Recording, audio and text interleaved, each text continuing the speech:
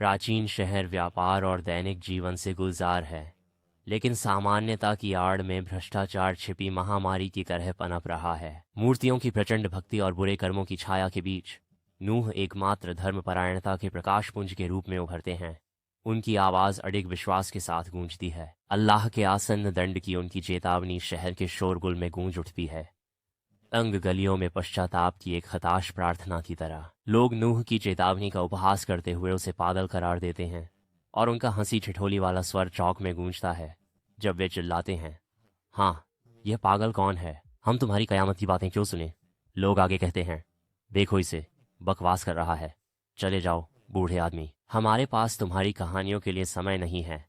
काम की धूमधाम के बीच नूह और उनके अनुयायी विशाल नौका का निर्माण शुरू करते हैं। वे उपहास और तिरस्कार की लहर को चुनौती देते हैं। नूह और उनके साथियों पर ताने बरसते हैं। अविश्वासियों ने उनकी समझदारी पर सवाल उठाए। अपने विश्वास में अडिग नूह दृढ़ रहते हैं। उनकी नज़रें अल्लाह के आदेश पर टिकी हैं।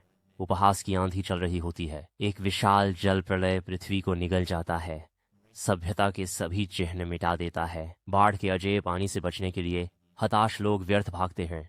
उनकी चीखें तूफान के क्रोध में दब जाती हैं। जहाज के अंदर इस अराजकता के बीच एक सुरक्षित स्थान में नूह और उनका परिवार दुनिया की विनाश लीला को देखता है।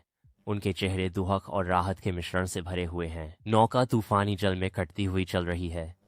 यह विनाश के बीच एक आशा की किरण है। महीनों तक भटकने के बाद नौका एक पर्वत की चोटी पर शरण पाती है।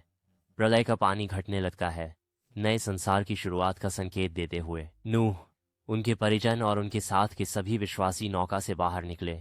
उनके कदमों के निशान नवजात धरती पर पड़ते हुए, जो उनके अटूट विश्वास और जीवित रहने की गाथा का प्रमाण थे। सूरज बादलों को चीरता है, उम्मीद धरती पर फैल जाती है। नवीनीकरण का वादा आसमान को सुनहरे रंग से रंग देता है। आभार से भरे दिलों के साथ नूह अपने अनुयायियों का प्रार्थना में मार्गदर्शन करते हैं। उनकी आवाज़ें अल्लाह को धन्यवाद का भजन गाती हैं।